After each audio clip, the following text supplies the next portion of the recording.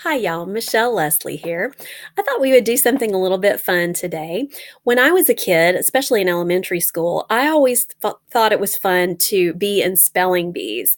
And when I was in the sixth grade, I was in my class spelling bee, and I was a pretty decent speller. I enjoyed it and everything, and I ended up winning my class spelling bee. So I went on to our school spelling bee. So I was competing against the other kids from my school, and I ended up winning that spelling bee as well. And that sent me on to the citywide spelling bee. So I was competing with sixth graders from all over the city, and I didn't win that one. I came in seventh, which was not too bad, but I didn't win that one because and I think it was the fault of the lady who was giving me the word. The word was absurdity, but she pronounced it absurdity. And so I spelled it Abcertity, just like it sounded when she pronounced it. But it was really Absurdity. So I didn't win that one, but I had a good time. And so spelling has just always kind of been my thing. I'm not a perfect speller, and my spelling has certainly gone downhill some since I was in the sixth grade. But these are just some words that I've noticed people misspelling pretty frequently on social media. And so I thought we would just have a fun little spelling test today to maybe kind of help us jog our memories a little bit about how to spell these words correctly. So get out your paper and your number 2 pencil and number your paper from 1 to 10, and we're going to have a little spelling test. Or you can just kind of follow along on the video and spell it out loud as we go. All right, number 1 is complementarian. Complementarian. Someone who's a complementarian is someone who believes that men and women are created equal in God's eyes and are equal in salvation, but have different roles in the church and in the family. Complementarian. Now, the way you spell complementarian is Complementarian. It starts with the word compliment, but not a compliment like you would walk up to somebody and say, hey, you look really nice today. It starts with the word compliment, like two things that go together. So this is Complement. So maybe the way that you can remember this is that complementarianism is the opposite of egalitarianism. So it has that E in the middle instead of the I, like I see a lot of people spell it with an I. So that's complementarian. Number 2 is egalitarian. Egalitarian. Egalitarianism is the opposite of complementarianism. It believes that there are no differences in the roles of men and women, that we're equal. Women can be pastors or anything like that, and that women don't have to submit to their husbands and things of that nature. So that word is egalitarian. Now, I don't see a whole lot of people misspelling this word, but it's Egalitarian. So I just kind of threw that word in there because complementarian was the first word. So put egalitarian in there too. All right, so number 3 is Calvinist. Calvinist. A Calvinist is someone who believes in the doctrines of grace. And there's more to it than that, obviously, but we're going to keep the definitions kind of short. Calvinist. Calvinist is C-A-L, capital C-A-L, mind you, C-A-L-V-I-N-I-S-T. Okay, I see a lot of people spelling it C-A-L-V-A-N-I-S-T. If you'll remember that the first part of the word is Calvin, like somebody's name, because it was somebody's name. C-A-L-V-I-N is how you would spell Calvin as someone's name. So it's C-A-L-V-I-N-I-S-T, and it is with a capital C because it was someone's name. So it's named after John Calvin. Okay. Number 4, Arminian. Arminian. An Arminian is not to be too generalized about this, but it's kind of the opposite of being a Calvinist.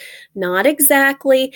Obviously, there are very many nuances to both Calvinism and Arminianism, but this is a spelling test, not a definition test. So, Arminian. Okay. Arminian is Arminian. I see a lot of people spelling it Armenian, Armenian. Okay? An Armenian is someone from the country of Armenia. It's over there somewhere in Eastern Europe. I'm not exactly sure where. My subject was spelling, not geography. So it's over there somewhere or over there somewhere. I'm not really good with directions either. But if you're talking about Arminianism in theology, it's Arminian, not Armenian.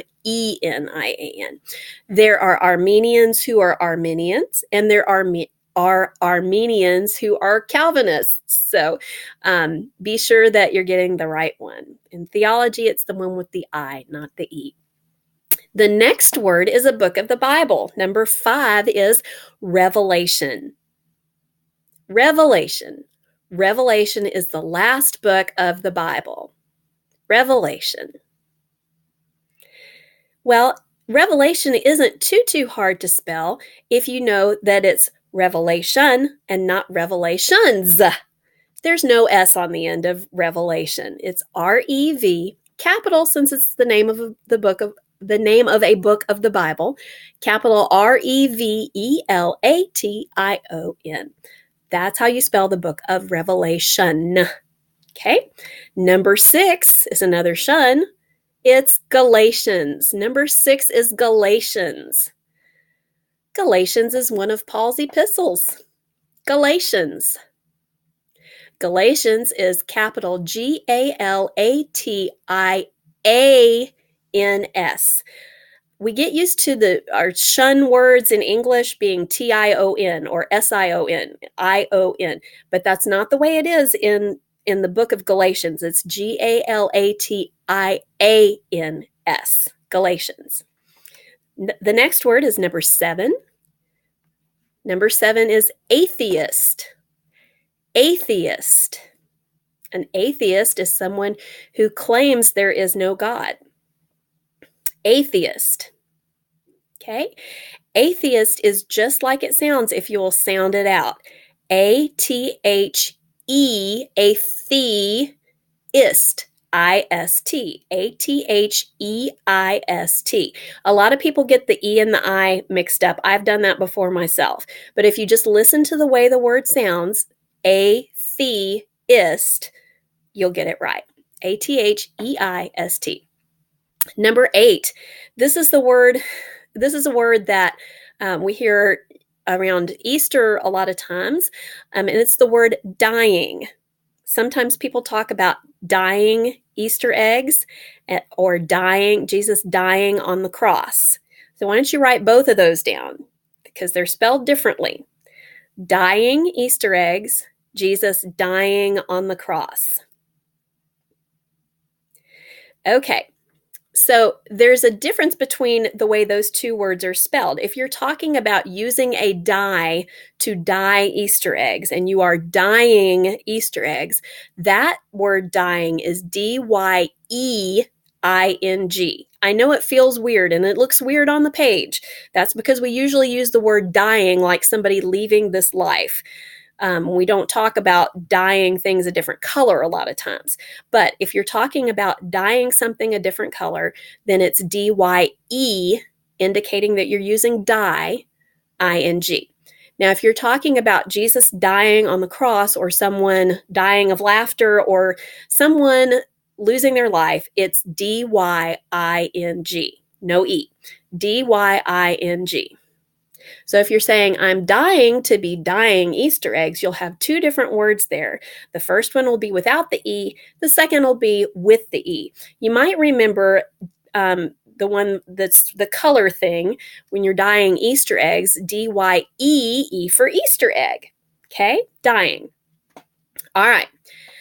The next one, number 9, is Osteen, as in Joel Osteen.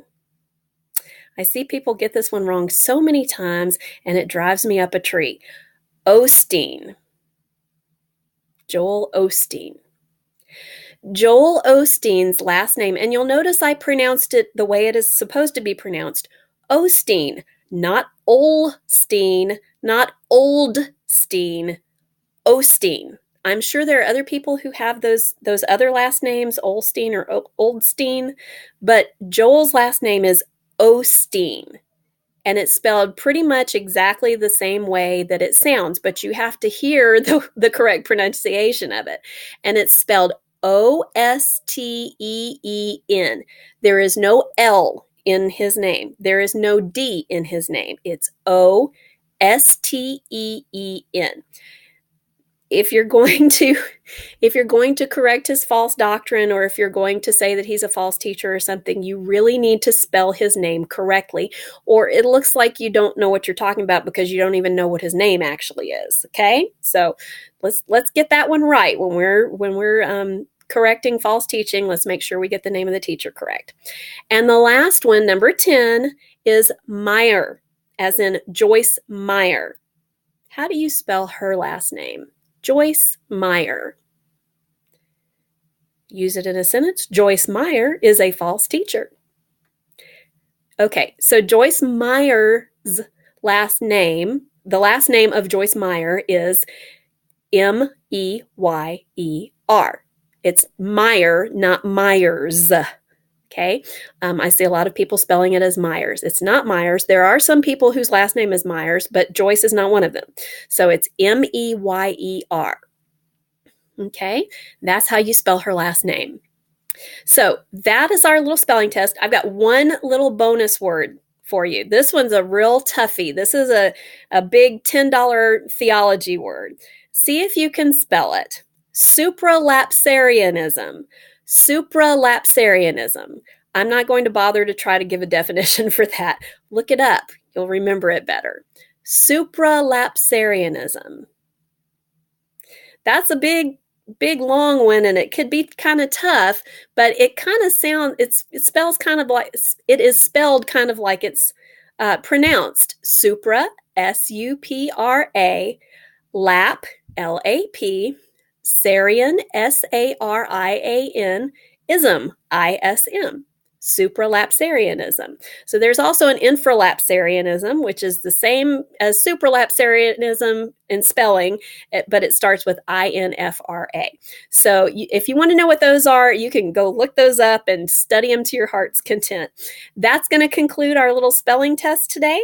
Go forth on social media and spell words correctly. Y'all have a blessed day.